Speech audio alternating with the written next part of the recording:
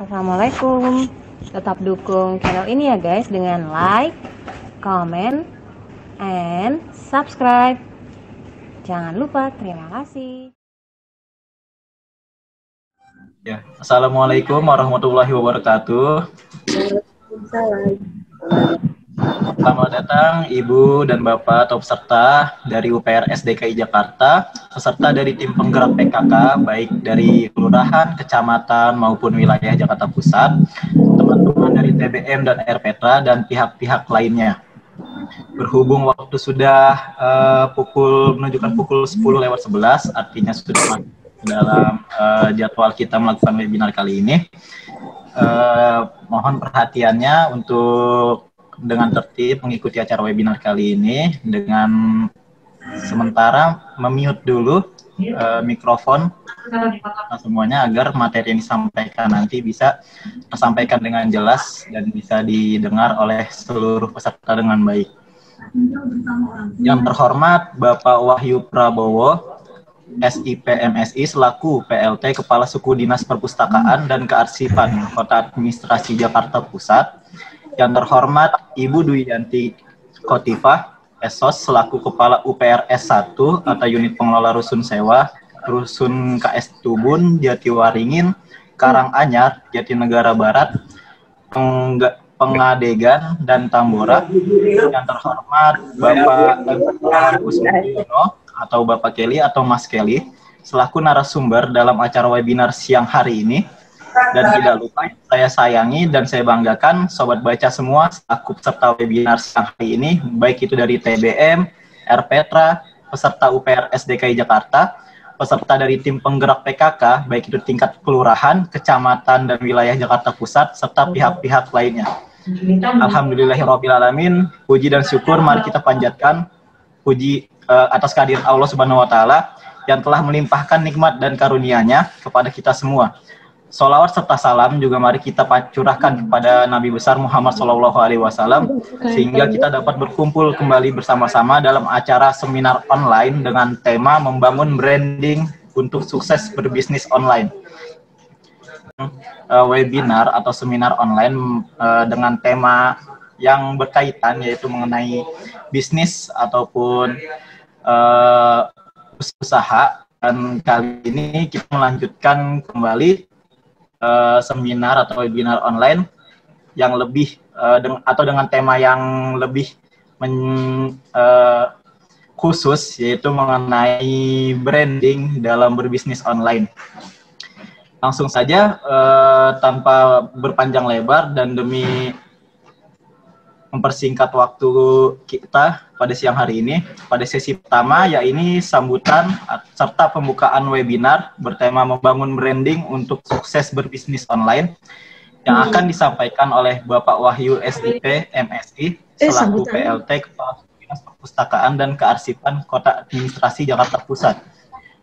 Kepada Bapak Wahyu Prabowo SIP MSI, waktu dan tempat dipersilahkan. Baik, terima kasih Mas Putra Alif. Apakah suara saya terdengar? Terdengar ya suara saya? Halo? Ya, terdengar Bapak, jelas. Baik, terima kasih. Bismillahirrahmanirrahim. Baik, Bismillahirrahmanirrahim. Assalamualaikum warahmatullahi wabarakatuh. Waalaikumsalam warahmatullahi wabarakatuh. Selamat pagi dan salam sejahtera untuk kita semuanya. Alhamdulillahirrahmanirrahim. Wassalatu wassalamu ala anbiya'i wal mursalin sayyidina Muhammadin wa ala alihi wasallam. Yang saya hormati Ibu Duyanti Khotifah selaku Kepala RS Wilayah 1 yang meliputi, tadi salah, bukan Jatiwaringin, Jatirawasari ya. Jatirawasari, kemudian kemudian KS Tubun, kemudian Murah ya. Yang saya hormati juga Bapak M. Setiawan Kusmoyono atau Bapak Kelly selaku narasumber pada siang hari ini, dan saya hormati juga Mas Putra Alif selaku moderator, Bapak Ibu pengelola Petra maupun PBM, Bapak Ibu dan pengurus PKK, Komite 2 PKK tingkat kecamatan, kelurahan, sekota administrasi Jakarta Pusat. Tentunya yang paling utama, marilah kita panjatkan puji syukur kita kepada Allah Subhanahu wa Ta'ala, Tuhan Yang Maha Esa, yang mana pada pagi hari ini kita masih diberikan nikmat, diberikan kesehatan, sehingga kita bisa berkumpul, bersilaturahmi dalam rangka webinar online dengan judul membangun branding untuk suksesnya berbisnis online. Bapak Ibu sekalian yang saya hormati, terima kasih atas kehadirannya pada acara webinar pada pagi hari ini, memenuhi undangan kami dari Suku Dinas Perpustakaan dan Arsip Kota Administrasi Jakarta Pusat bekerja sama dengan perpustakaan UPRS daripada Jatiwarsari. Bapak Ibu sekalian yang saya hormati, seperti kita ketahui bahwasanya dalam masa pandemi sekarang ini perekonomian yang ada di kita itu mengalami keterpurukan. Karena apa? Karena COVID ini melibatkan atau perekonomian yang ada di semua sektor itu mati semua. Kita mencoba melakukan suatu bisnis yang bisa menghasilkan hasil yang lebih baik. Kita mengetahui bahwasanya segala bentuk usaha yang ada sekarang ini memang cukup kurang baik. Sehingga itu kita mencoba membuat suatu usaha dengan membangun branding demi suksesnya berbisnis online ini. Saya mengucapkan terima kasih kepada narasumber pada pagi hari ini, Mas Kelly, sebenarnya Mas Kelly saja ya yang lebih akrab, bisa membuat atau membangun usaha bisnis yang ada di semua sektor ini bisa menggeliat.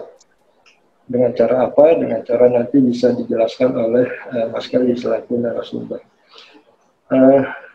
Mungkin itu dari saya. Sekali lagi selamat mengikuti webinar ini.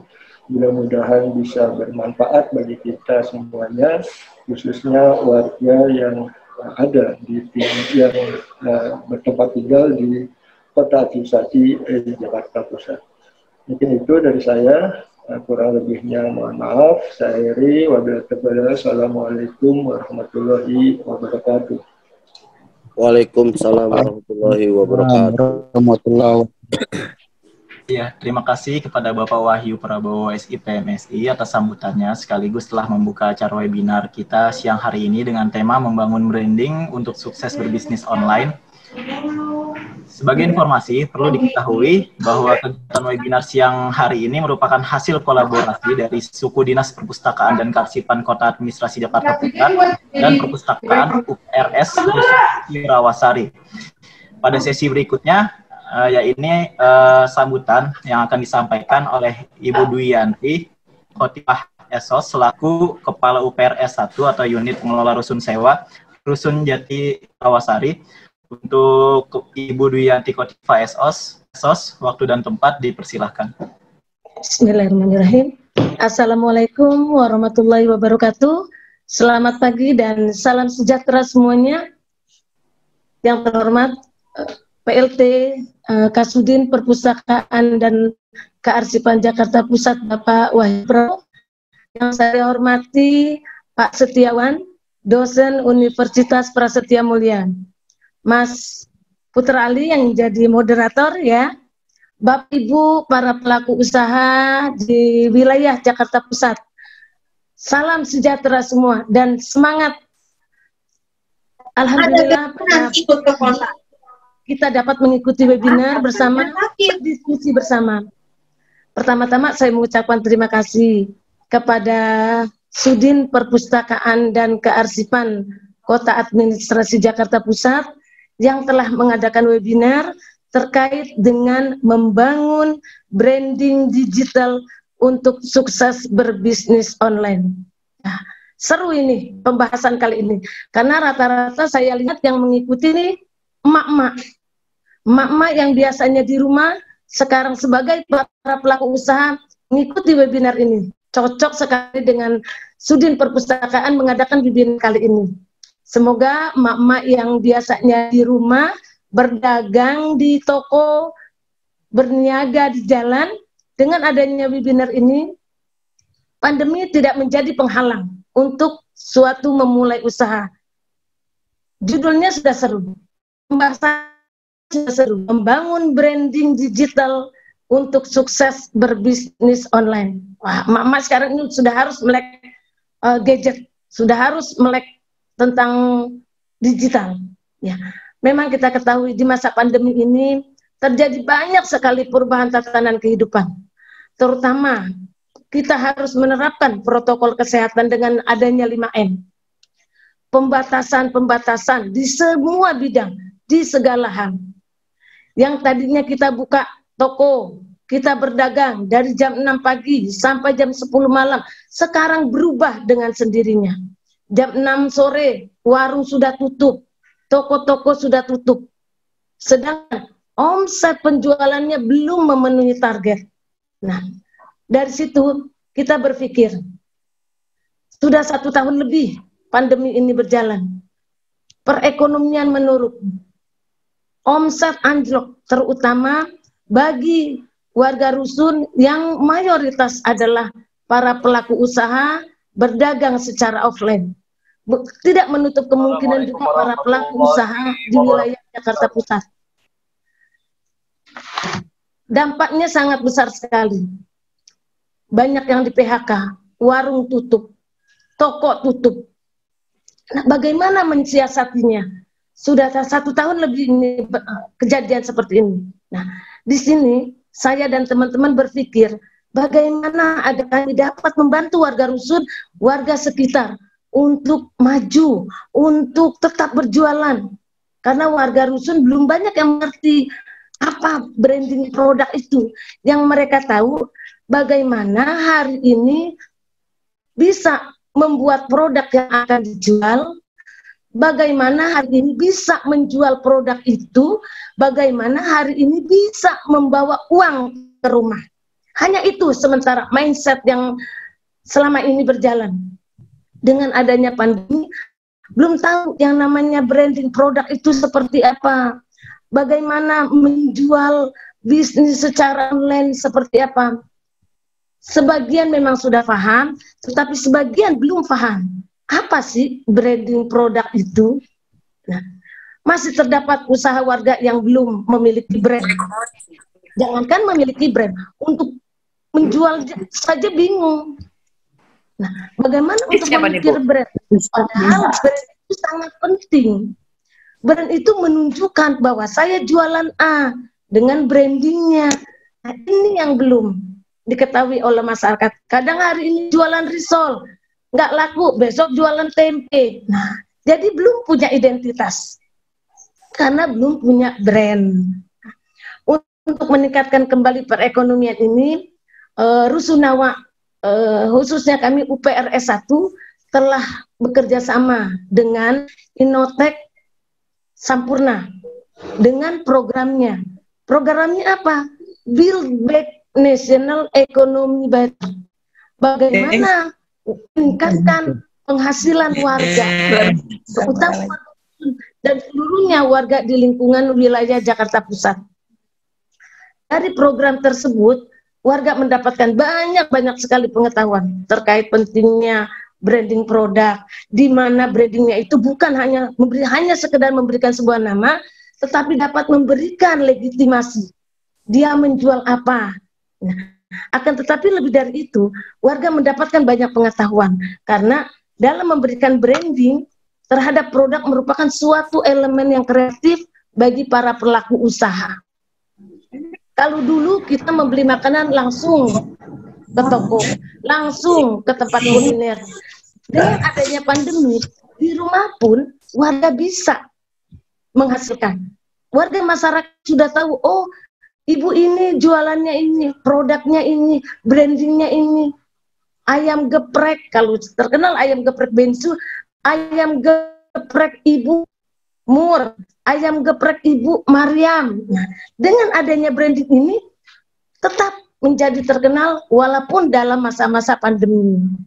Nah, dari kita jangan berputus asa, walaupun dalam kondisi pandemi ini tetap kita bisa eksis. Ya, mak-mak ya, yang bisa sambil mengurus anak, bisa sambil masak, masih bisa memasarkan produknya lewat online. Emak-emak sekarang ini lebih pintar main gadget. Dengan IG, Twitter, WA, segala macam emak-emak ini sekarang pintar. Saya tahun 2020 sejak pandemi itu mewabah ke Indonesia, banyak curhatan, banyak keluhan, terutama emak-emak warga rusun.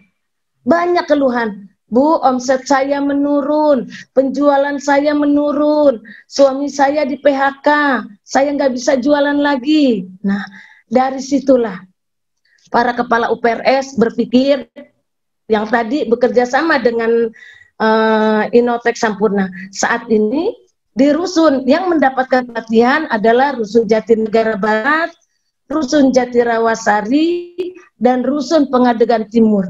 Ibu-ibu bisa datang ke rusun yang saya sebutkan tadi untuk sama-sama belajar bagaimana membuat suatu branding. Silakan ibu-ibu wilayah Jakarta Pusat, kalau memang mau belajar, monggo silahkan. Ke rusun yang tadi saya sebut tadi, 3 rusun. Jatinegara Barat, Rusun Jatirawasari, dan Rusun Pengadegan Timur. Nah, mungkin yang saya sampaikan cukup di sini, karena di sini sudah ada Pak Setiawan yang berkompeten, lebih berkompeten terkait dengan branding digital. Mudah-mudahan harapan saya kepada semua para pemangku pelaku usaha, mitra, baik rusun, bisa mengaplikasikan bisnis ini dan tetap semangat bahwa jangan putus asa. Walaupun masa pandemi, kita tetap berjualan. Semangat ya untuk para pelaku usaha. Mungkin itu saja dari saya. Terima kasih. Wassalamualaikum warahmatullahi wabarakatuh. Waalaikumsalam warahmatullahi wabarakatuh. Ya, terima kasih kepada Ibu Dwianti atas sambutan yang sudah diberikan. Mengutip sedikit dari salah satu kata kunci mungkin dari apa yang sudah disampaikan oleh Ibu Dwianti, bahwasanya tadi sudah disampaikan bukan hanya anak muda yang harus melek teknologi, tapi juga ibu-ibu, bapak-bapak juga harus melek teknologi, khususnya dalam masa pandemi seperti sekarang ini, sehingga bisa dimanfaatkan sebagai sumber rezeki kita dengan menjalankan usaha online. Itu bagus sekali, materi belum masuk tapi sudah ada kata kunci disampaikan. Ya, sesi berikutnya, ya ini acara inti, itu merupakan penyampaian atau pemaparan materi yang akan disampaikan oleh narasumber kita, yaitu Bapak Setiawan Kusmulyono atau Bapak Kelly atau Mas Kelly. Sebelum narasumber memaparkan materi, izinkan terlebih dahulu saya membacakan CV atau profil sederhana dari narasumber kita. Bapak M. Setiawan Kusmulyono merupakan seorang dosen entrepreneurship business mentor di Universitas Prasetya Mulia. Beliau juga pernah bahkan sering menjadi narasumber di berbagai seminar dan juga pernah menulis berbagai buku yang juga berkaitan dengan bisnis dan entrepreneurship. Jadi memang beliau khusus bergerak atau menjadi seorang mentor di bidang bisnis dan entrepreneurship sehingga berkompeten sekali dalam menjadi narasumber pada webinar kita siang hari ini. Tanpa panjang lebar dan demi mempersingkat waktu, pada Bapak Setiawan Kusmulyono atau Mas Kelly selaku narasumber, waktu dan tempat dipersilahkan untuk menyampaikan materinya. Baik, terima kasih Mas Alif. Suara saya terdengar Mas Alif? Jelas, Mas. Baik, Assalamualaikum warahmatullahi wabarakatuh. Selamat pagi dan salam sehat untuk semuanya. Pertama-tama saya ucapkan terima kasih, salam hormat kepada Bapak Wahyu Prabowo, PLT Kasudin Perpustakaan dan Arsip Jakarta Pusat. Terima kasih atas kesempatan yang diberikan kepada saya untuk berbagi di sini, Pak Wahyu. Salam kenal juga. Kemudian salam hormat juga saya sampaikan kepada Ibu Duyati Khotifah selaku perwakilan dari UPRS 1. Mohon maaf saya tidak bisa lengkap, Ibu. Lupa mencatat tadi ya, sudah disampaikan. Terima kasih juga kepada teman-teman dari Sudin Perpustakaan dan Arsip Jakarta Pusat. Nah, ini saya sebelum memulai tadi saya sempat sedikit minder, Mas Alif. Saya pikir malah Ibu Duyanti nih yang lebih cocok untuk sharing di sini nih ya, dengan semangatnya tadi, dan sepertinya udah cocok jadi ibu dosen nih, Ibu Duyanti. Jadi saya mungkin hanya menambahkan di sini apa yang tadi sudah disampaikan Ibu Duyanti. Karena kalau tadi disampaikan Ibu Duyanti, sepertinya nih Bapak Ibu teman-teman yang hadir di Zoom ini kita perlu 1 semester khusus ya.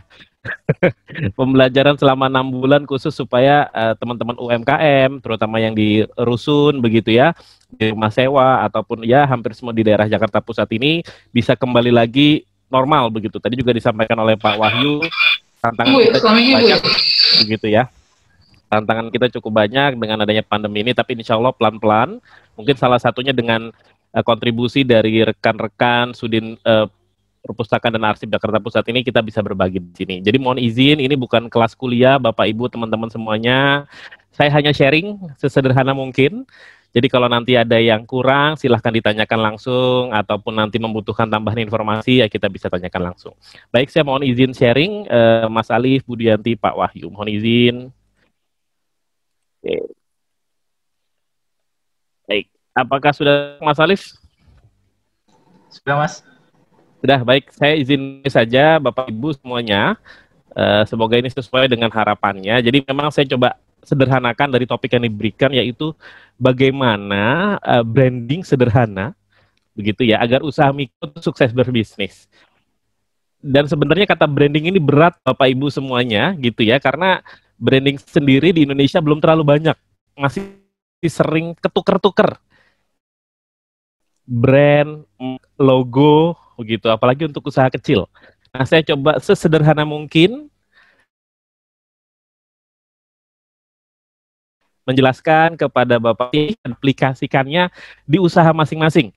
Baik usaha yang secara fisik ada, misalkan tadi mungkin ada laundry, ada jualan gorengan, pecel lele, makanan apapun, jualan kaos, bahkan yang online. Semoga materi sederhana ini bisa membantu nanti Bapak Ibu semuanya. Baik, nah ini tadi sudah disampaikan, saya juga tadi sedikit bingung ya, nama saya disebut sampai 3 kali. Ada Mas Muhammad Setiawan, Mas Keli. Jadi silahkan dipanggil apa saja, monggo saja Bapak Ibu semuanya. Tapi mungkin lebih nyaman bisa dipanggil Mas Keli. Saya pengajar tadi di Prasetya Mulia, kampusnya ada di Cilandak begitu. Mengajarnya di bisnis khusus entrepreneurship, dan juga saya punya mata kuliah khusus kopi bisnis and management. Jadi kita nggak cuma kuliah tapi juga ada praktiknya, sehingga insya Allah sedikit demi sedikit adalah pengalaman praktik dari kami yang mungkin bisa dibagikan kepada Bapak Ibu semua. Mungkin itu saja perkenalannya. Nah, apa sih yang mau dibahas dalam mungkin beberapa menit ke depan begitu ya? Nanti kita akan lebih banyak diskusi dan pertanyaan. Agendanya apa sih sederhananya? Pertama, tentunya kita pengen apa sih brand sama branding itu? Karena kadang kita juga sering salah sebut atau bingung karena ini istilah asing gitu ya. Kalau kita pakai hanya Google Translate itu nanti nggak ada artinya banget gitu. Nah, kemudian kalau kita sudah tahu wilayah sini mungkin dari sini kan 17. Mas Alif boleh bantuannya agak sedikit jam. Oke. Nah, kemudian kalau kita tahu branding, ini kenapa harus tahu branding sih? Dan apa hubungannya dengan larisnya produk jualan kita? Apakah emang ada hubungannya? Punya branding yang bagus, jualan kita akan laris. Nah, kalau memang ada hubungannya, gitu ya, gimana caranya supaya produk kita bisa laris? Kan harapannya itu ujung-ujungnya, produk laris, uang lancar, ekonomi hidup, kesejahteraan keluarga meningkat. Nah, kalau saya pikir nih, dugaan saya, Bapak Ibu sebenarnya sudah melakukan teknik branding ini dengan baik.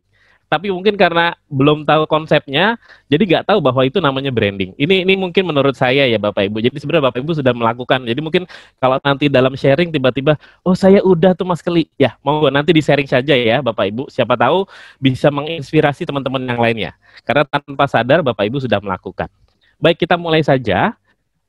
Sederhana, nah, ini brand. Bahasa Indonesianya memang merek. Tapi mungkin Apa itu artinya? Ini sederhana definisinya saya coba gambarkan. Jadi brand atau merek itu sesuai dengan tadi Bu Duyanti juga udah sharing. Ini identitas. Nah, saya tambahkan di sini adalah identitas khas. Ya, suatu produk atau jasa untuk membedakan dengan produk lainnya agar konsumen mudah ingat. Gitu. Nah, tapi Bapak Ibu, brand atau merek itu bukan logo. Lebih dari logo gitu. Ya. Brand atau merek itu tidak sama dengan logo. Ini lebih dari logo. Ya, kalau logo itu cuma tampilan visualnya aja. Oke, nah ini contoh-contohnya. Kalau ini logo namanya. Walaupun kita sebut Aqua atau Indomie itu merek ya. Tapi kalau yang digambarkan di kanan ini adalah logo. Kalau brand itu lebih dari itu. Nah, kita lihat contohnya. Ya. Saya coba sederhanakan dengan konsep orang. Begitu ya, dengan konsep yang sederhana dulu sebelum ke konsep bisnis. Contohnya ada mas-mas ini yang pakai jaket biru ini. Nah, nama masnya ini Ridwan Malik. Ya, ini masnya namanya Ridwan Malik. Nggak ketuker ya, bukan Ridwan yang lain ya, ini Mas Ridwan Malik. Nah, Mas Ridwan Malik ini dikenal oleh tetangganya itu siapa sih? Gitu ya. Nah, dia dikenal, dia punya sifat dan perilaku itu suka membantu orang lain, ramah, pemaaf, baik hati. Jadi Mas Ridwan Malik ini dikenal sama tetangganya itu punya sifat seperti itu. Nah, Mas Ridwan Malik dan sifat-sifat yang menempel itu namanya brand, Bapak Ibu. Ya, ini sederhananya seperti itu. Jadi, wah, Mas Ridwan itu suka membantu, ramah, pemaaf. Jadi kalau orang lihat Mas Ridwan itu orangnya seperti itu. Nah, itu berarti brandnya Mas Ridwan Malik itu seperti itu, udah nempel. Nah, ini sebagai orang ya, gitu ya, sebagai orang. Jadi kalau kemudian ada yang, oh itu jutek, suka ini, itu brandnya dia, Bapak Ibu. Nah, kita mulai lihat ya, kita bisa mulai membedakan berarti brand itu identitas khas. Berarti orang per orang aja punya brand. Makanya ada teori juga, kalau di bisnis itu namanya personal branding. Karena nanti kalau kita berbicara bisnis, Bapak Ibu, ngomongin brand bisnis, itu kaitannya erat dengan perilaku kita pribadi loh. Nggak cuma perilaku bisnisnya. Nah, jadi ini Mas Ridwan Malik dengan suka membantu, ramah, itu brandnya dia. Nah, kemudian kita lihat. Ya, jadi kalau ditanya lebih dalam lagi, brand itu yang seperti apa Mas identitasnya? Jadi brand itu adalah persepsi atau anggapan yang muncul di mata orang lain, gitu ya, atas sifat dan perilaku yang kita lakukan dalam bersosialisasi di masyarakat. Jadi brand itu nggak kita munculkan Bapak Ibu, itu muncul dianggap sama orang lain. Walaupun kita berusaha menampilkan sesuatu yang baik, nah anggapan orang lain itulah brand. Jadi brand, ya kalau dalam konsep individu atau manusia, ini adalah sifat dan perilaku di mata orang lain. Nah kita nggak bisa ngatur itu, tapi kita bisa mengusahakan untuk punya perilaku atau sifat yang positif di mata orang lain, kita bisa usahakan. Gitu ya. Jadi brand itu adalah persepsi atau anggapan yang muncul di mata orang lain. Oke. Nah, kemudian ada lagi istilah, Mas, bedanya kemudian brand dan branding itu apa? Apakah ini sama atau tidak? Pastinya tidak sama. Nah, kalau brand tadi itu adalah sifat dan semuanya itu, Bapak Ibu, lalu branding itu apa? Nah, branding ini adalah sederhananya usaha atau kegiatan yang kita lakukan ya supaya kita punya persepsi atau anggapan yang positif di mata orang lain. Jadi itu usaha kita. Jadi bukan kita diem aja terus wah jutek kamu, wah ini kamu gitu ya. Itu kita nggak ngelakuin apa-apa. Tapi kita bercoba untuk menampilkan sesuatu yang positif. Usaha itu namanya branding. Supaya muncul tadi. Nah, kalau dengan contoh Mas Ridwan Malik ini gitu ya. Kita lihat nih, gimana sih pertanyaannya akan jadi begini Bapak Ibu. Gimana sih caranya menjadi seorang Ridwan yang suka membantu, ramah, pemaaf, dan baik hati? Kan kita pengen menampilkan itu. Mas Ridwan ingin menampilkan itu di mata orang-orang ketika bersosialisasi.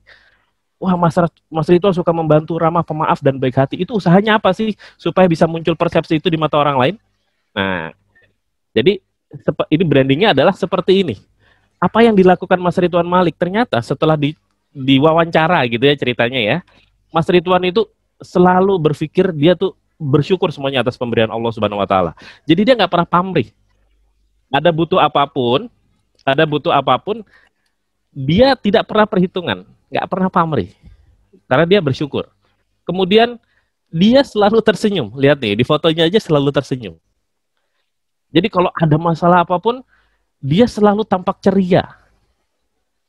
Nah, selalu menjadi orang tuh ya. Jadi atas upaya inilah, gitu ya. Ini adalah upaya branding. Ini branding itu jadi strategi Bapak Ibu.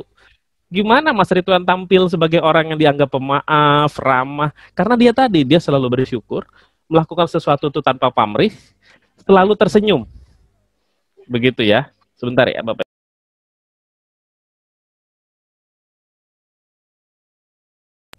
Mohon maaf Bapak Ibu. Biasa gitu ya. Sama nih kayak Bapak Ibu juga ada kerucil-kerucil begitu. Nah, Ridwan Malik melakukan seperti itu. Nah, upaya di sini Bapak Ibu. Jadi sebentar saya coba pakai ini. Upaya semua yang ada di sini Bapak Ibu. Inilah yang disebut branding. Upaya yang dilakukan oleh Mas Ridwan biar kelihatan sebagai ramah, pemaaf, suka membantu dan baik hati. Nah, oke. Kita next. Ya, ini tadi brandingnya ini dia lakukan ini setiap hari, selalu bersyukur, nggak pernah pamrih, selalu tersenyum walaupun sedih, gitu ya. Akhirnya muncul di anggapan orang-orang bahwa dia itu suka membantu orang lain, ramah, pemaaf, baik hati. Itu brand yang muncul, anggapan yang muncul. Jadi ini anggapannya Bapak Ibu, ini usaha yang dilakukan, gitu ya. Ini yang usaha yang dilakukan sama Mas Ridwan, akhirnya muncullah ini di mata orang lain gitu. Jadi brand itu adalah sifat dan perilaku kita di mata orang lain. Ini sebagai personal ya Bapak Ibu. Nah, kemudian gimana kalau sekarang ini penerapannya di dunia bisnis? Tadi di dunia personal, dunia sehari-hari. Gitu ya. Kita lihat.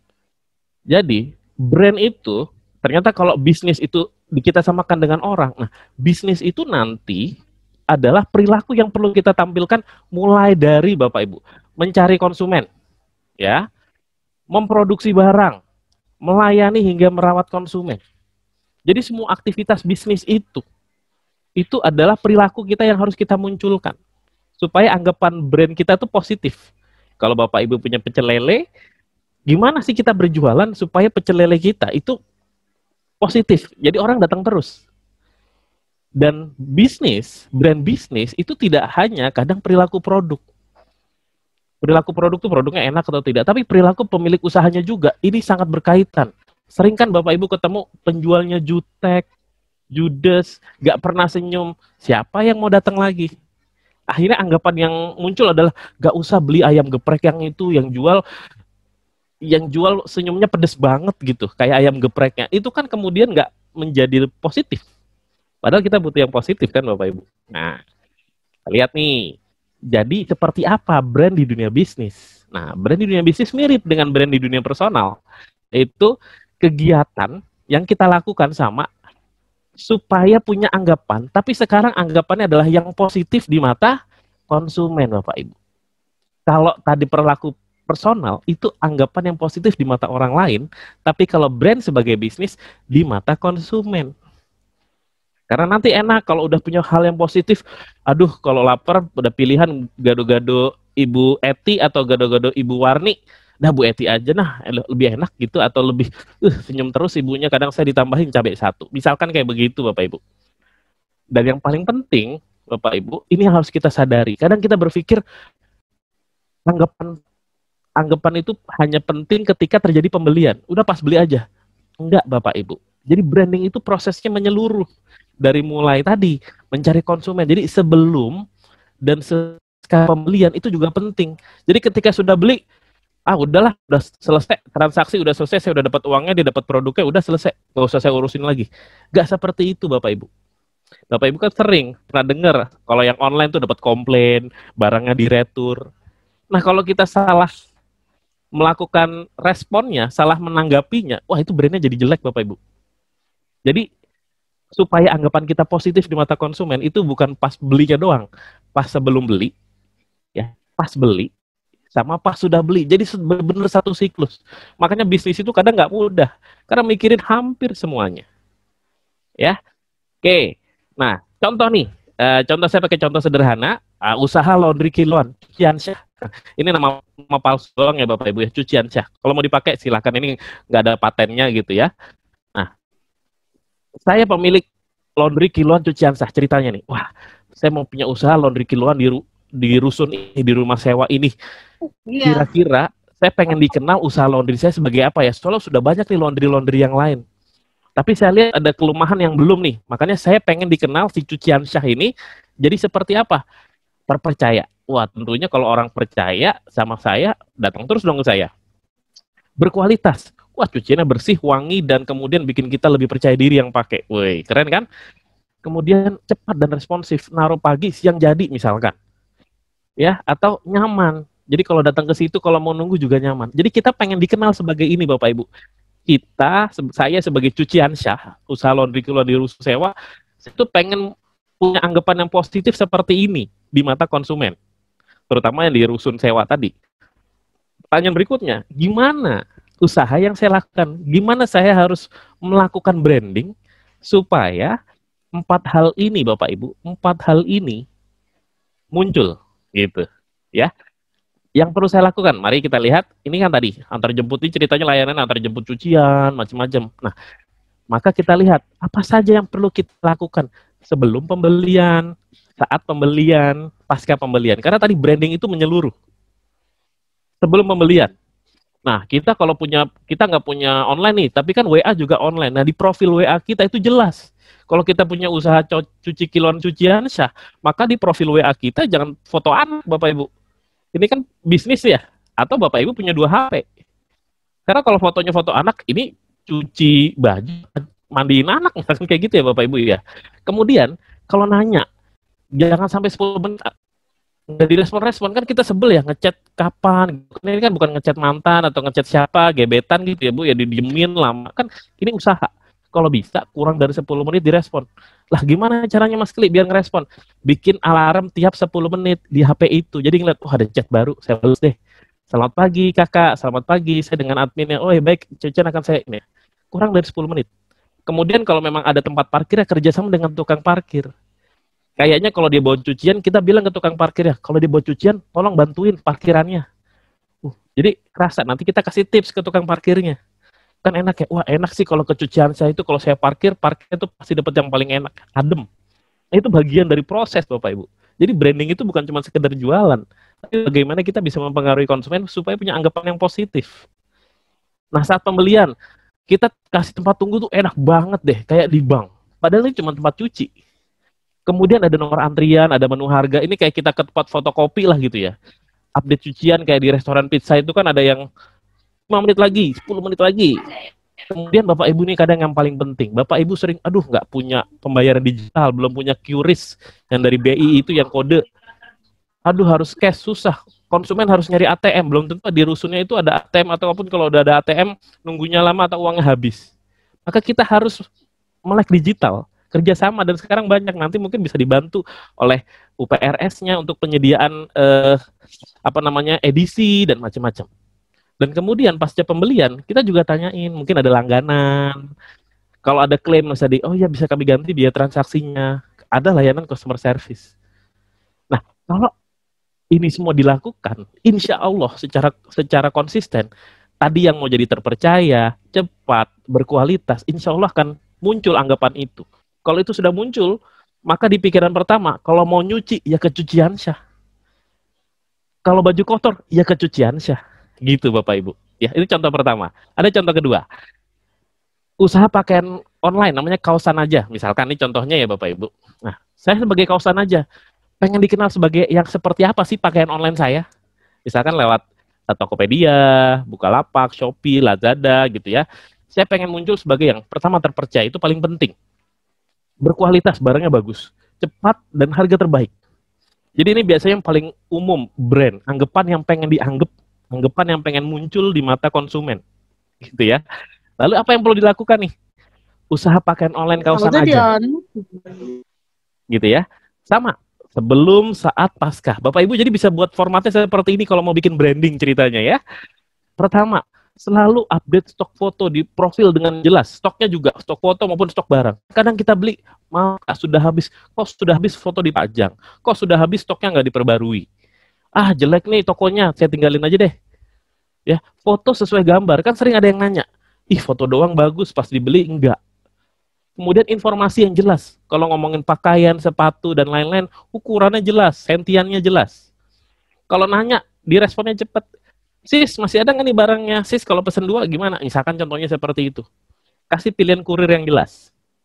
Nah, pas beli, ya sama nih, update. Kalau ada masalah pembelian, langsung kita tanya, sis, mohon maaf nih, kurirnya nggak datang. Boleh nggak diperpanjang waktunya? Misalkan seperti itu. Pas siap pembelian, ditanyain kalau retur, gimana kalau retur? Ya, selama barangnya tidak rusak, kami terima retur, nanti ongkos kirimnya kami bagi. Misalkan seperti itu. Wah, iya enak ya di kawasan aja, saya jadi tenang nih. Uang saya pasti kembali kalau ada sesuatu yang salah dan barangnya berkualitas. Ya, pokoknya top 5 bintang deh. Nah, munculnya top 5 bintang itu, ya karena Bapak Ibu lakukan aktivitas ini semua. Ini dilakukan Bapak Ibu. Bukan cuma saat pembelian aja. Bukan cuma Bapak Ibu jualan terus selesai. Nggak mungkin brand positif itu muncul kalau cuma berpikir itu Bapak Ibu. Kan kita harus lebih dalam gitu ya. Nah, kita harus berbeda nih. Mumpung hanya Jakarta Pusat nih yang sharing di sini, jadi wah kita harus bisa melawan yang lain-lain nih Bapak Ibu. Jadi kalau brandingnya usaha-usaha di Jakarta Pusat nanti udah keren nih habis webinar ini, ya. Nah, ini yang saya kemudian khawatirkan. Nah, susah Mas itu Mas, betul sekali Bapak Ibu. Ini saya identifikasi dari riset. Masalah UKM itu satu. Maunya instan. Aduh Mas, males mikirin kayak begitu. Udahlah, yang penting dia dia mau beli, saya jual. Ya, iya sekali itu. Besok-besoknya nggak mau beli lagi. Nah, kalau udah gitu gimana Bapak Ibu? Ongkos, biaya untuk nyari konsumen baru itu jauh lebih mahal Bapak Ibu daripada ongkos untuk mempertahankan konsumen lama. Jadi pembeli berulang itu lebih hemat, lebih loyal, ya. Kedua, pengen cepat closing, udahlah beli sini jual, dah saya nggak mau pusing gitu. Pengen cepat closing, padahal kan bisa ngobrol dulu, gitu ya. Kemudian kalau branding tadi strategi seperti tadi itu dianggap beban, ngeluarin biaya Mas. Bapak Ibu, ini bukan biaya. Bukan beban, ini investasi. Yang namanya investasi itu nanti berkembang, kerasanya lama. Tapi kita harus sabar. Bisnis kan sabar, makanya banyak pebisnis itu masuk surga banyak, karena banyak sabar, gitu ya. Nah, kadang tidak menyadari hubungan jangka panjang. Ya tadi, pengennya jangka pendek saja. Nah, kita lihat, ini ada beberapa Bapak Ibu, yang mungkin Bapak Ibu lihat, dan kemudian brandnya jadi tercoreng, orang jadi males. Mungkin ada yang ingat ini. Ini terbaru Bapak Ibu kemarin.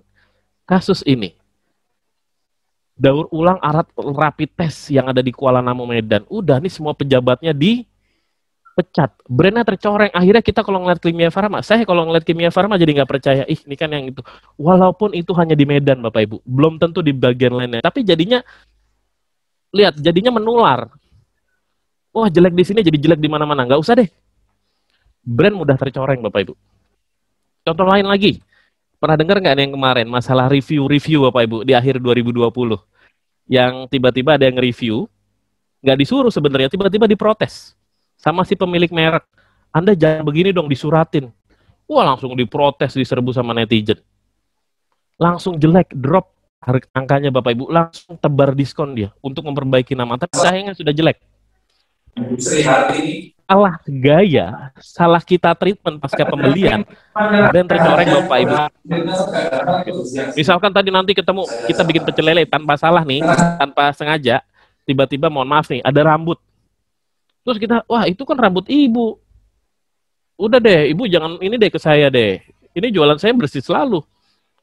Itu pasti orang nggak mau ke situ lagi. Oh, Ibu mohon maaf ya, ada rambut. Baik Bu, nanti saya akan ganti. Mohon maaf Ibu sekali lagi atas ininya, kami akan ganti 2 kali lipat. Itu Bapak Ibu, itu yang lebih penting. Tapi kan itu biaya Mas. Bapak Ibu, itu investasi. Nggak apa-apa daripada dia kesel kasih tahu orang lain nggak mau datang ke situ. Jangan, tapi kalau waduh enak ya di situ kalau ada masalah langsung diperbaiki. Gitu. Ya pas tadi suara ya sih. Baik, Mas Alim. Nah, itu agak sedikit. Nah, oke.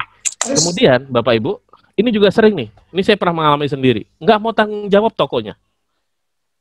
Gimana ya Pak, minta kembalikan gimana ya Kak? Kita kan udah kirim sesuai dengan ekspedisi yang Kakak pilih. Wah udah deh, saya udah nggak mau beli lagi, saya kasih tahu jelek ke semuanya. Ingat, kalau hal positif, netizen positif. Tapi kalau hal jelek, netizen lebih cepat lagi menyerbunya. Gitu ya Bapak Ibu. Dan kita sebagai usaha kecil, ini juga ada sering masalah Bapak Ibu. Usaha kecil, brand-brand usaha kecil tuh rawan fitnah. Saya bilang fitnah ya, karena belum tentu bisa dibuktikan ya Bapak Ibu. Nih, sering nih dulu nih kalau ada tukang bakso, apa katanya pakai penglaris. Ya, ada kaki tikus, pas dicek ternyata bagian mulut sapi ini kan ada yang iseng. Ini rawan fitnah. Bayangkan usaha kita kecil udah susah-susah difitnah gara-gara ada tetangga yang nggak suka. Makanya kita juga harus berbuat baik ke semuanya Bapak Ibu, biar positif. Jadi kalau ada tetangga, sotominya dia enak banget. Jadi kita dukung gitu. Jangan beli di situ. Itu pakai itu penglaris yang ini nih, gitu ya. Nah, atau ini pengakuan karyawan warung bakso yang pakai penglaris celana dalam itu banyak isunya kayak begini. Udah langsung tercoreng.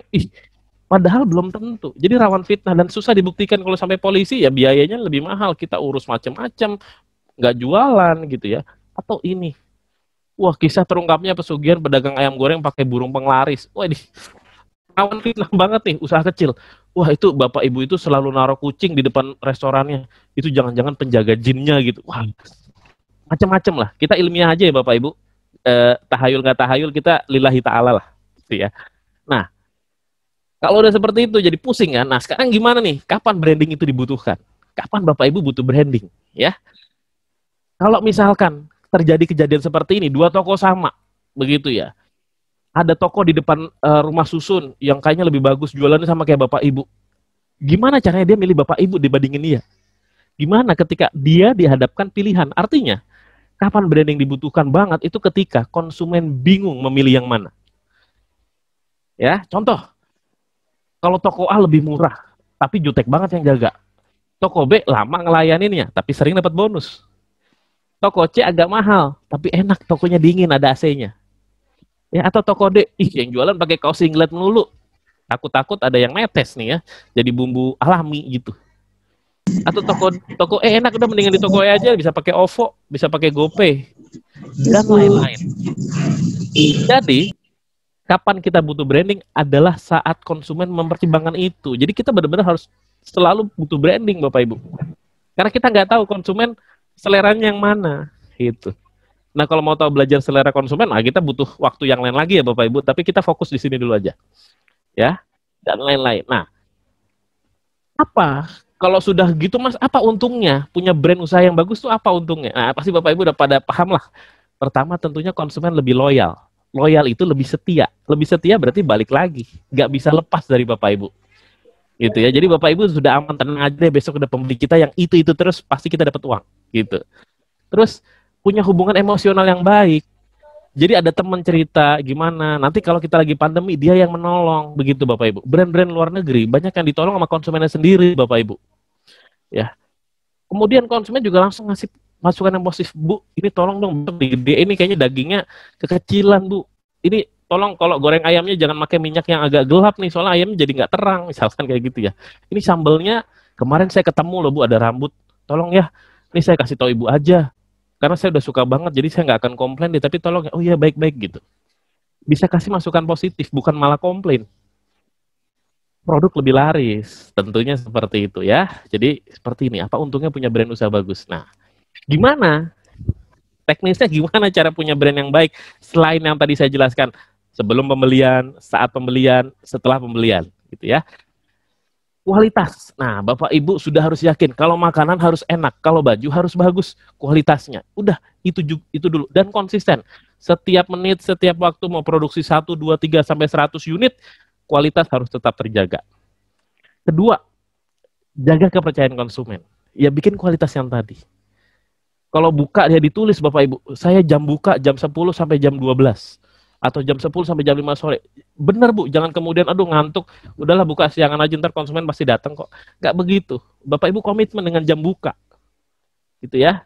Kemudian komunikasi yang baik. Ada datang konsumen, selamat pagi Pak, mau pesan yang sama. Kan enak Bapak Ibu. Saya kalau datang ke tempat langganan, biasa ya Mas, misalkan gitu. Udah ngomong biasa tuh enak banget.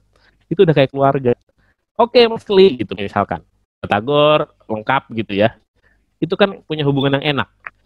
Kemudian punya khas sama produknya. Jadi Bapak Ibu harus punya produk yang unik. Dan cara pemasaran juga unik. Jadi ada keunikan, wah pecel ayamnya Cak Topik ini kayaknya lebih enak bumbunya tuh.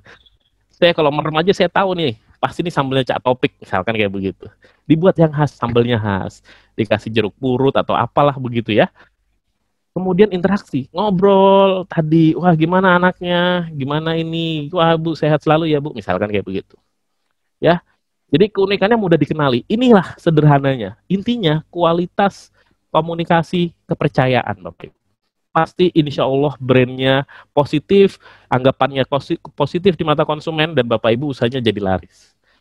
Ya, nah teknisnya, langkah teknisnya seperti ini Bapak Ibu.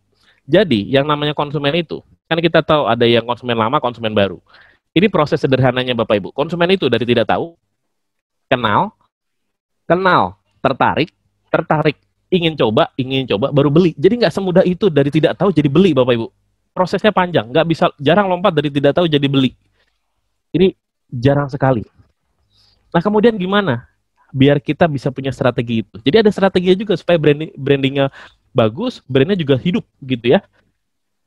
Pertama dari tidak tahu menjadi mengenal, kita harus rutin iklan. Jadi memang harus kita iklanin, nggak akan ada yang tahu kalau ada tempat ibu gitu, nggak ada produk tempat ibu nggak ada yang tahu, apalagi misalkan di dalam rusun. Kita plang-plang gitu ya. Posting di Instagram, posting di WA, teman-teman atau di grup, saya jualan ini loh gitu. Ya tapi jangan yang annoying, jangan mengganggu Bapak Ibu gitu ya. Kalau sudah, ada promosi menggoda loh, kalau beli sekeluarga gratis 20% misalkan. Dan ini ada khasiatnya loh, saya ambil khusus dari Papua, jadi sambal rujaknya nih khas Papua misalkan. Dan kalau masih kurang, ditambahin lagi. Ini Bapak Ibu khusus hari ini aja ya promo lebaran misalkan. Jadi ada voucher gratis atau diskon atau bayar sesukanya. Khusus hari ini karena saya ulang tahun, bayar sesukanya. Wah kan nggak ini Mas, ya cukup sehari aja Bapak Ibu. Jangan setiap hari bayar sesukanya, itu namanya kegiatan amal gitu ya. Ini langkah teknisnya.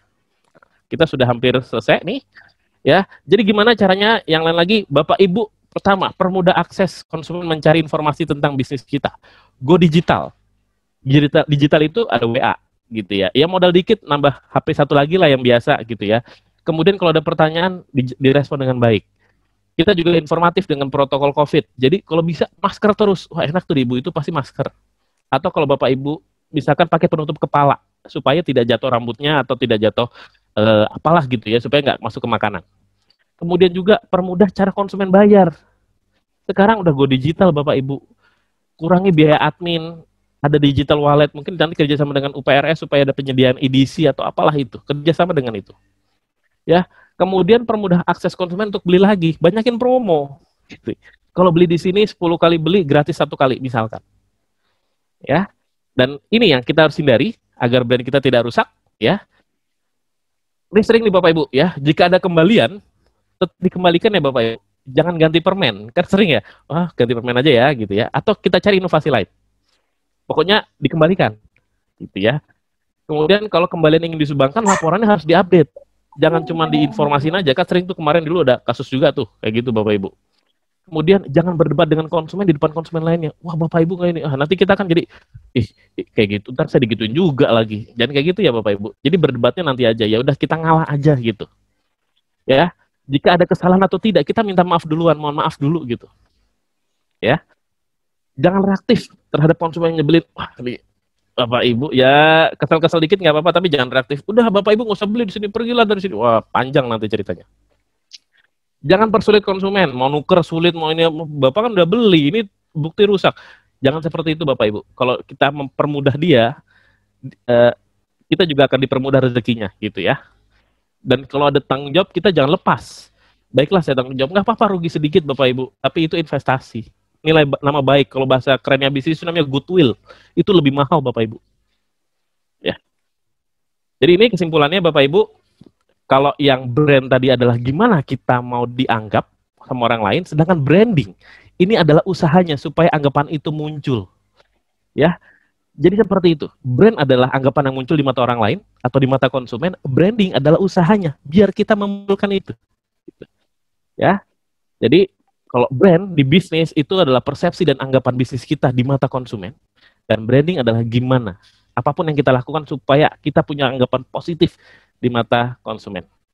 Ya, kalau kita pengen brand kita jujur, terpercaya, berkualitas, maka yang harus kita lakukan adalah produk kita harus selalu standar, tidak ubah-ubah harga. Kalau ada komplain cepat ditanggapi, responnya cepat kalau di chat. Nah, ini contoh sederhana aja. Mungkin itu saja Bapak Ibu, mohon maaf kalau terlalu panjang, semoga bermanfaat dan jelas. Terima kasih banyak. Silahkan nanti kalau mau diskusi. Wassalamualaikum warahmatullahi wabarakatuh. Saya kembalikan kepada Mas Alif, silakan. Assalamualaikum warahmatullahi wabarakatuh. Ya, terima kasih Mas Kelly. Bagus sekali materinya, mudah untuk dicerna juga oleh para peserta. Mungkin langsung saja ya ke sesi tanya jawab, di mana tanya jawab dibuka 2 lewat komentar, nanti 2 langsung. Ini saya bacakan terlebih dahulu ya, yang lewat komentar ya. Ada dari Pak Ardi Guntar dari Planet Senen. Itu pertanyaan menurut saya cukup bagus. Dia menanyakan bagaimana cara kita sebagai pedagang kecil agar dapat bersaing dalam mencari perhatian konsumen, tapi tidak mencederai pedagang kecil lainnya atau menimbulkan kecemburuan sosial, apalagi memunculkan pikiran negatif bagi pedagang lainnya. Mungkin dikumpulin dulu atau mau langsung jawab, Mas? Enaknya? Boleh sih satu persatu ya, biar nggak lupa. Mungkin kalau bisa tahu bisnisnya apa dulu ya, Mas Alif ya? Karena kan bisa beda-beda ya. Ya, mungkin bisa di open mic-nya, Mas Ardi Guntar. Nah, ya Bang, makasih Bang. Iya, sama-sama. Dibacain. Ya, Bang Klik, saya mau nanya nih. Siap. Ya, kita kan pedagang kecil nih, pedagang gorengan, nasi uduk gitu. Di sini kan banyak juga yang dagang kayak gitu, sama semuanya. Bagaimana cara kita mencari perhatian konsumen gitu Bang? Sedangkan di sini aja kita bersaing sama, pedagangnya sama juga. Bagaimana cara biar ya kita nggak nyinggung sebelah lah gitu. Oke, baik. Makasih Bang Ardi ya. Makasih Bang. Assalamualaikum. Ya, sama-sama. Waalaikumsalam. Ini kalau pakai Bang, nama saya dipanggil harus lengkap ya, Bang Keli gitu ya. Soalnya kalau nggak enak, ntar kalau tengah doang jadi lucu gitu ya. Oke, Mas siap. Nah, gini Bang Ardi. Jadi paling gampang, jadi saya Betawi banget nih ya. Oke. Gini, pertama tentunya mungkin kita pernah ingat satu produk ya, Bapak Ibu, teman-teman semuanya, itu salah satu produk kosmetik. Ya, jadi dia produk Indonesia. Depannya W lah. Dan sekarang itu jadi nomor 1 di Indonesia. Dia kecil dulu, Bapak Ibu, nggak besar. Cuman dia ketika promo, dia menambahkan satu unsur yang itu kemudian sebenarnya nggak dianggap positif sama orang, biasa aja gitu, yaitu menambahkan kata halal. Gitu. Orang jadi kemudian berpikir, hah, berarti yang lain nggak halal dong. Satu berpikir gitu, yang kedua, oh berarti saya pilih yang ini. Dia tidak bermaksud menjelekkan sebenarnya, dia hanya positif aja. Yang dibilang negatif atau nggak halal itu adalah ada merkuri atau hidrokuinon. Gara-gara itu Bapak Ibu, itu jadi positif banget. Nah, sekarang Bang Ardi coba identifikasi, misalkan jualan gorengan. Oh, yang lain jualan gorengan yang sama. Misalkan Bang Ardi nulis aja promosinya, gorengan tidak pakai plastik misalkan, atau gorengannya minyak sekali pakai. Hal-hal yang kira-kira sederhana, nggak nyakitin orang lain gitu ya. Walaupun kita jangan gitu kan, nggak mungkin diprotes, lo jangan nulis gitu dong, kan kita nggak nyakitin orang lain, kita cuma bilang seperti itu. Itu satu, bisa ditambahkan promo-promo yang unik Bang Ardi. Satu, gorengannya misalkan tadi satu, minyaknya sekali pakai gitu ya. Kedua, gorengannya ditambahkan apa sih ya, misalkan halal gitu ya, misalkan contohnya. Atau gorengannya misalkan tidak pakai plastik. Atau gorengannya fresh. Atau gorengan dadakan misalkan. Jadi hal-hal yang kira-kira kita cari tahu dulu dari konsumen, orang tuh kalau nyari gorengan yang gimana sih? Gorengannya ditutupin. Kita gorengannya apa sih kalau misalkan itu? Kalau saya kadang milih gorengan itu, contohnya ya, itu gorengan yang tertutup, Bang Ardi. Jadi nggak kena debu. Gorengan yang pokoknya aman banget gitu. Nah, itu mungkin bisa ditonjolin gitu. Desainnya seperti itu tanpa kita nyakitin orang lain. Walaupun mungkin itu ada potensi nanti Bang Ardi ditiru sama yang lain. Nah, kalau udah ditiru ya Bang Ardi cari lagi inovasinya. Jadi saran saya mungkin ditambahkan hal-hal positif yang sederhana yang mungkin orang lain pikirin. Itu jadi nilai lebih. Gitu. Nah, insya Allah itu jadi brand yang positif. Oh, udah mendingan beli di Bang Ardi aja. Gorengannya cuma sekali aja minyaknya gitu. Mungkin itu sih Mas Alif, Bang Ardi, semoga bisa membantu sedikit gitu ya. Iya. Bagaimana Bang Ardi? Ya, makasih Bang, Iya. udah jelas Bang. Ya, jadi tadi sudah dikasih tahu ya. Mungkin kalau seandainya ada beberapa juga sih, saya memperhatikan beberapa usaha, mungkin usaha UMKM, mereka memang bersebelahan menjual produk yang sama. Ini pengalaman saya aja ya. Maksudnya supaya bisa sharing juga. Mereka menjual produk yang sama, tapi dengan slogan juga, ada beberapa dengan slogan atau tagline yang mungkin kalau secara kasat mata kita melihat saling sindir satu sama lain, tapi ternyata justru hal tersebut menjadi senjata mereka untuk membuat apa ya, sebagai branding mereka. Jadi konsumen tuh mempunyai selera sendiri-sendiri terhadap produk yang dihasilkan oleh kedua usaha tersebut. Itu ada salah satunya di toko kue tiaw di Jakarta. Itu menurut saya menarik, tapi ya memang kalau seandainya takut sampai negatif gitu ya, Mas Alif ya. Kita kan bikin nih gorengan tanpa micin gitu ya. Wah, kayaknya mendingan itu deh tanpa micin ya. Kadang kan gorengan juga tanpa micin gitu ya. Jadi kita cari yang nggak bikin singgungan lah gitu ya. Kan takutnya tadi nanti apalagi tetanggaan, lo jangan gitu dong gitu. Gitu ya. Kalau mau janjian dulu kali ya sama sebelah. Jangan nyinyiran lah gitu ya. Janjian dulu, ayo kita bikin tagline, bukan saling sindir tapi supaya menarik perhatian bahwa di sini lebih enak dari di sana. Tapi yang di sana risol, sini lebih enak dari situ. Ya itu nggak selesai, itu malah jadi perang nanti. Oh gitu nanti ya, malah ujung-ujungnya nanti malah santet ya. Jadi jangan seperti itulah. Kita main yang aman. Dicontoh ya Mas Adia, oke. Ya, main aman saja.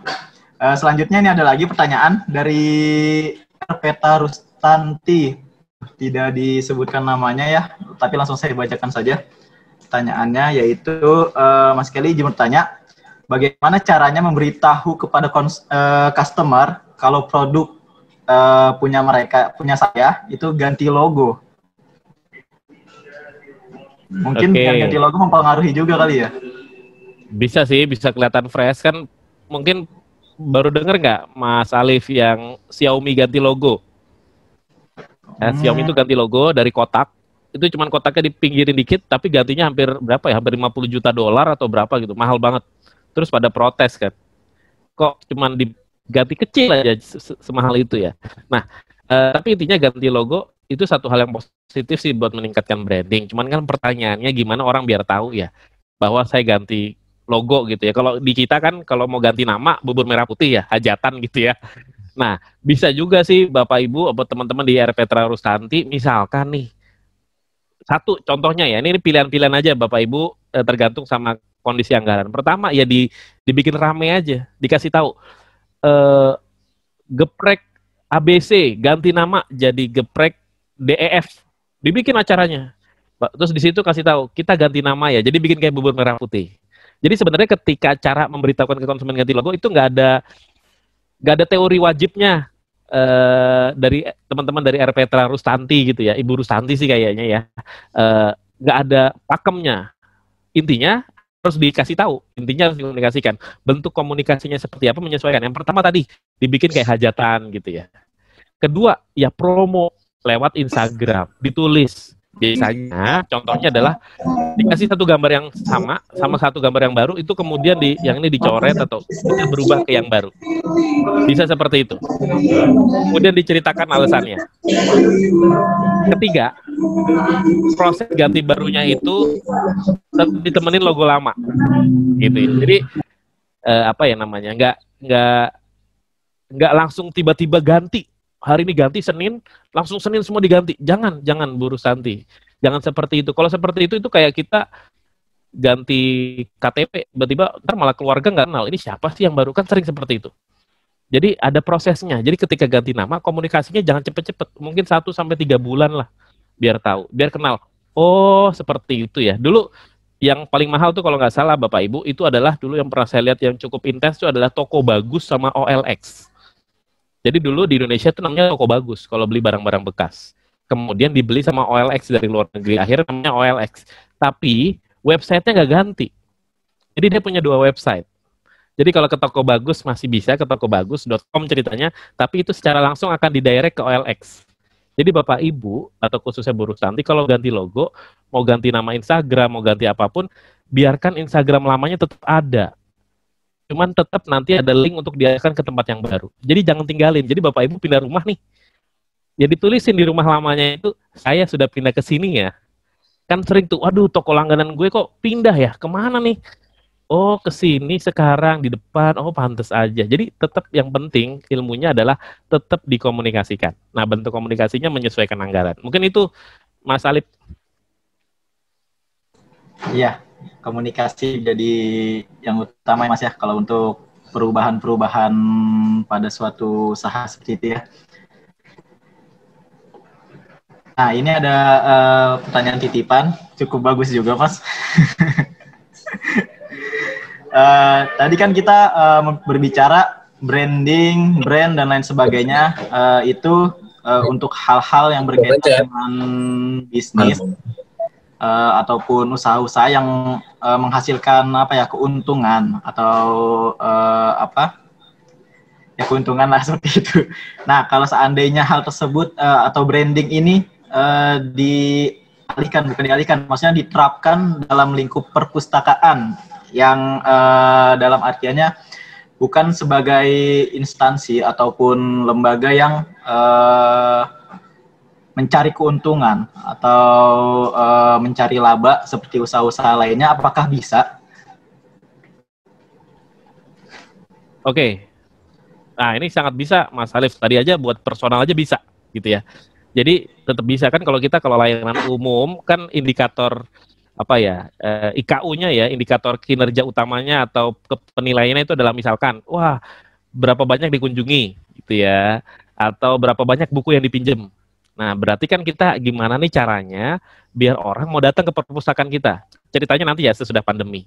Nah itu diinformasikan. Dulu juga saya juga pernah membantu begitu ya, kita informasikan bukan misalkan kalau ngomongin perpus jangan hanya bicara wah kami punya 100 buku gitu, jangan hanya bicara itu gitu, Bapak Ibu. Tapi misalkan yang ditonjolkan itu kebersihannya, yang ditonjolkan tuh layanan-layanan tambahannya. Yuk kita belajar tentang, jadi mungkin nggak hanya tentang bukunya, tapi isi bukunya. Yuk kita ada bedah buku nih, misalkan kita kedatangan langsung penulisnya yang membedah buku tentang bagaimana cara membuat bisnis kecil dari merajut. Jadi datang ke situ bukan untuk baca bukunya gitu ya, tapi datang dulu ada aktivitas lainnya. Karena menurut saya yang bisa mengundang orang datang ke suatu tempat itu ada aktivitas yang menarik.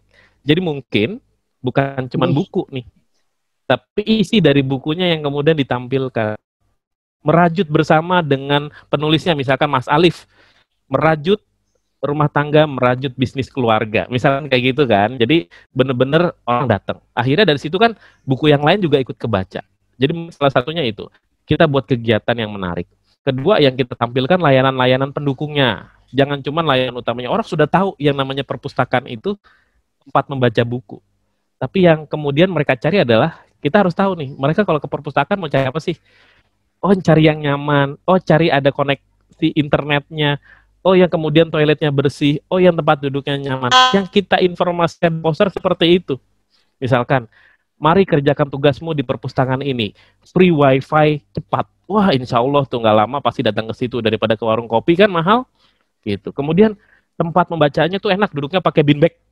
Wah, kita foto, kita cari angle yang bagus, kita taruh di pamflet, poster, di posting, insya Allah pada datang.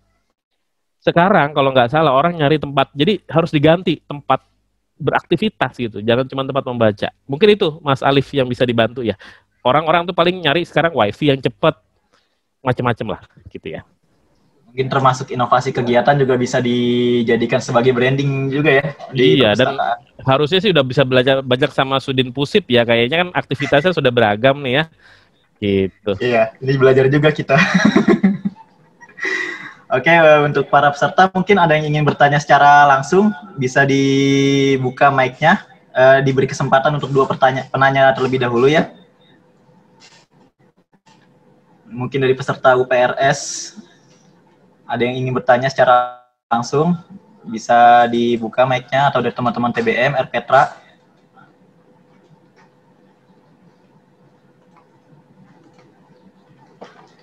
nampaknya masih malu-malu.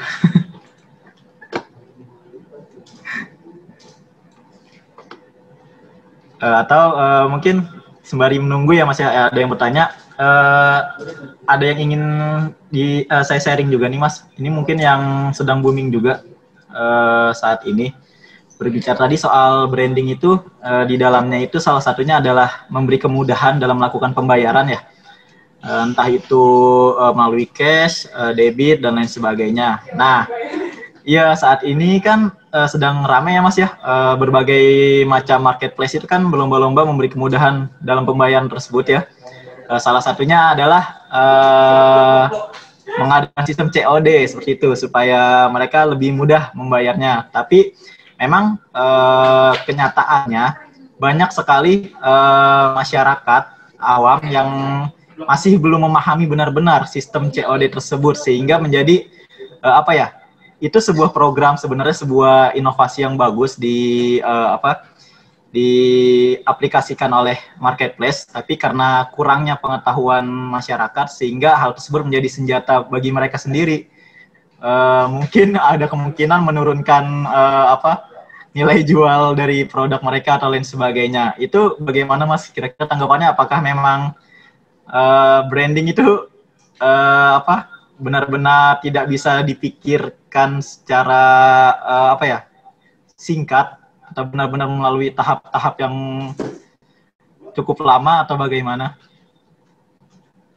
Oke, ya sebenarnya kalau COD ini kan, COD yang baru ini berbeda sama COD yang lama mungkin ya Bapak Ibu, Mas Alif juga ya. COD yang sekarang tuh agak unik lah. Kalau COD yang dulu seller yang datang gitu ya, jadi kita beli langsung ke seller.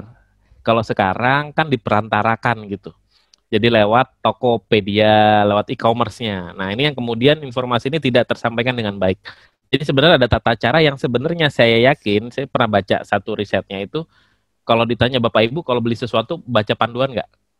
Nggak biasanya, lebih suka nanya langsung. Makanya kan kalau beberapa seller itu yang udah jago itu nulis, perhatikan notes atau perhatikan panduan, tidak terima chat yang nanya urusan ukuran gitu ya. Karena itu Indonesia itu masih males baca, bener nggak Mas Alif ya? Baca panduan itu males, padahal itu adalah kontrak antara konsumen sama produsen gitu. Jadi seperti itu. Nah, kemudian COD-nya itu kenapa sulit? Ya sebenarnya itu sistem yang membuat itu menjadi lebih sulit, karena barang itu punya kita, punya toko kita, tapi diperantarakan oleh e-commerce, oleh marketplace itu, si Tokopedia, Lazada, dan macam-macam. Karena kalau mereka, indikatornya itu bukan kayak kita barang harus terjual, barang harus ditransaksikan gitu. Nah, jadi akan semakin sulit lah. Kalau saran saya, ini teman-teman saya yang bimbingan saya juga pada jualan banyak mengeluhkan sistem COD gitu ya. Karena barang diantar dulu, mereka ada kerugian di situ. Bedanya kalau sama yang biasa kan orang udah bayar dulu baru transfer.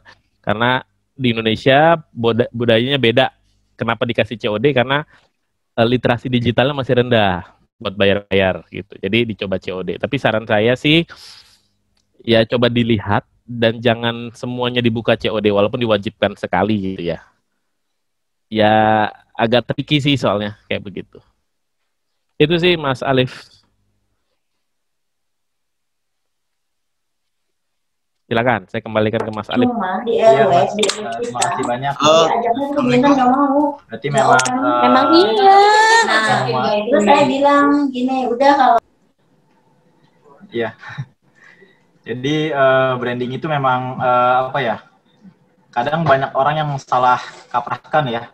Jadi contohnya justru seperti ikutan, memang lagi tren, tapi belum kalau saya sih melihatnya seperti belum matang betul, belum matang betul direncanakan, atau bahkan malah salah ranah, bukan ranahnya mereka, tapi justru sudah diaplikasikan terlebih dahulu. Saya bacakan pertanyaan dari chat lagi mungkin ya Mas ya, satu lagi ya. Tadi seperti ada yang mau nanya, Mas Alif. Bertanya. Oh, ada yang mau tanya? Ya Mas, bisa sebutkan namanya? Dari Saya mana? Muhammad Iqbal dari RP Rawa Indah, Kampung Rawa, Johar Baru. Iya, silakan Mas Iqbal. Saya kan ada jualan juga gitu ya. Nah, terus kalau mau gimana caranya ngebangun reseller biar jadi percaya gitu sama kita, biar jadi ibaratnya semangat jualin produk kita itu gimana? Udah itu aja sih kira-kira. Biar semangat gitu resellernya, biar percaya sama kita, terus ngebangun semangat dia jualin produk kita. Mungkin itu aja sih. Ya, langsung ya Mas Iqbal ya. Iya, Nah, oke, pertama sih satu harus jelas dulu ada untungnya buat si reseller, Mas. Itu harus jelas dulu. Gimana tahu cara ada untungnya buat reseller? Penjual, misalkan Mas Iqbal sebagai penjual, kalau di bisnis namanya prinsipal, Mas. Prinsipal itu pembuatnya, si perusahaannya. Maka dia harus menetapkan harga jelas antar reseller sama harga jual ke konsumen. Misalkan Mas Iqbal punya harga 100.000, ya, 100.000 untuk reseller. Tapi syaratnya itu harus jelas dulu, berapa boleh ngambil untuk jadi reseller, gitu. Karena kalau enggak akan dapat harga retail, harga yang di pasaran, yaitu harga sekitar misalkan 125.000. Jadi kalau jadi reseller, minimal ambil 20, bisa dapat harga 100.000, dan dia bisa jual 125.000 atau lebih. Itu satu, jadi harus jelas dulu angkanya dan syarat-syaratnya. Kedua, kalau bisa Mas Iqbal, ini yang sering nakal adalah kita sebagai prinsipal, atau contohnya Mas Iqbal, jangan ikut juga main di pasar retail dengan harga yang lebih murah. Contoh, tadi kan Mas Iqbal jual 100.000 untuk reseller yang ambil banyak, dan sudah ditetapkan harga pasar itu 125. Tapi kita iseng nih, wah kita kalau jual 120.000 ke pasar pasti laku nih karena lebih murah dari reseller. Ya jangan matikan reseller gitu ya. Kalau kita mau jual di luar, ya tetap aja jual dengan angka yang sama dengan harga reseller, yaitu 125. Itu aturan kedua, jangan kita matikan reseller. Ketiga, harus ini ya, bilangnya gimana ya, antar reseller itu juga harus jelas. Karena biasanya nanti perangnya Mas Iqbal itu harus ada keadilan nih. Jadi reseller yang mana yang mau didahulukan. Jadi harus ditetapkan sistem. Saya kan biasanya apalagi produknya misalkan bervariasi, ada tipenya ini, motifnya ini. Nah kalau seperti itu harus jelas. Gitu. Karena kadang kalau kita nggak siap, resellernya jadi banyak, malah kita nggak siap, akhirnya kok malah dia dapat, saya nggak sih. Jadi dibikin aturan, boleh ngambilnya berapa, ini berapa.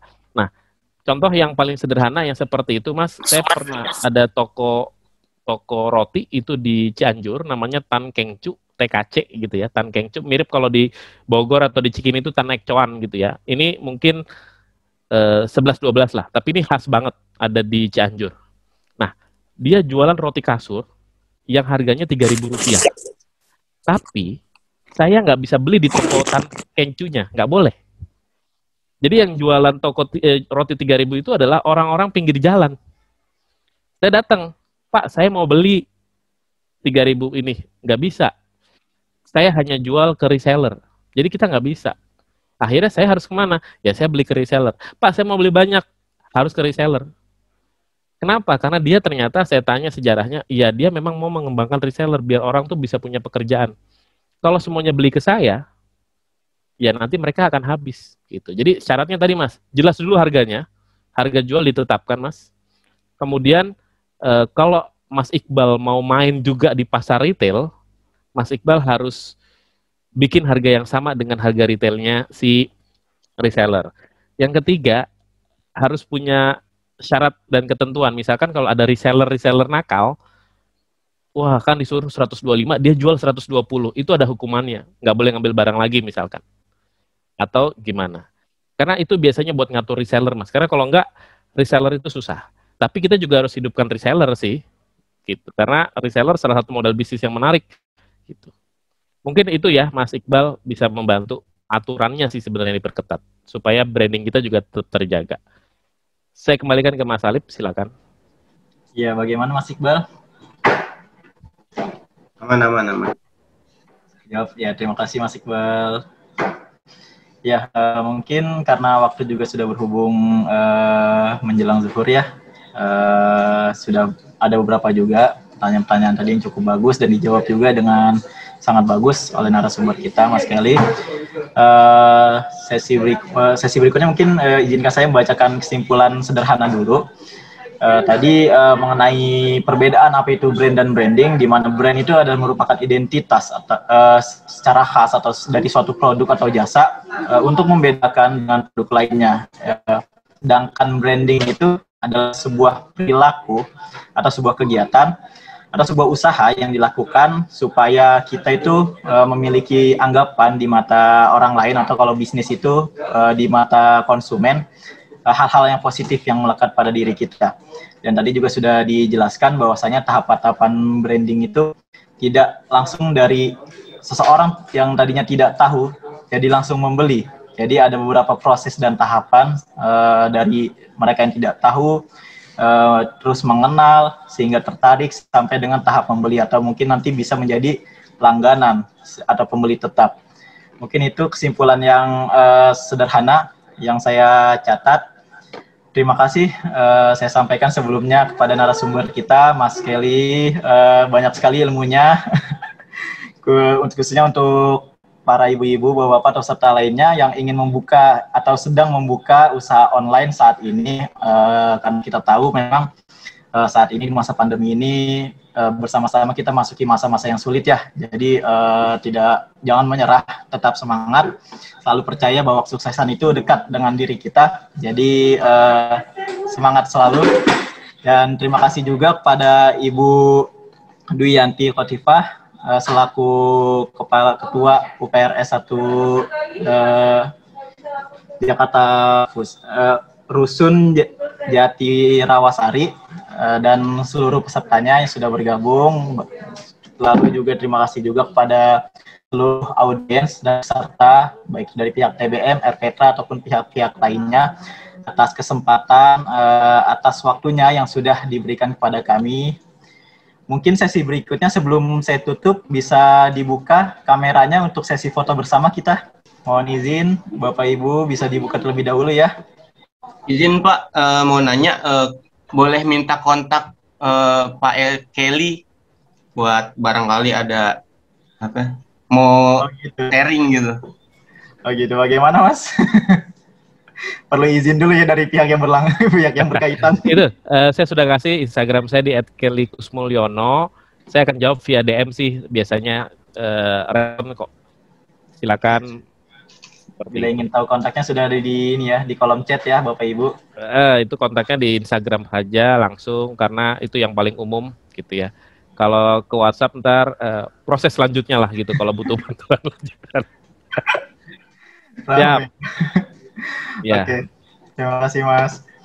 Ya, mohon izin sekali lagi Bapak Ibu peserta untuk membuka kameranya. Kita akan melakukan sesi foto bersama. Oke, sesi foto bersama akan diambil aba-aba oleh Karifah. Karifah, silakan. Baik, Bapak Ibu, silakan membuka kameranya ya. Di sini ada 6 slide. Saya mulai dari slide yang pertama. 1, 2, 3. Oke. Slide selanjutnya. 1, 2, 3. Bisa dibuka. Oke, slide yang ketiga. Sambil menunggu buka kamera. 1, 2, 3.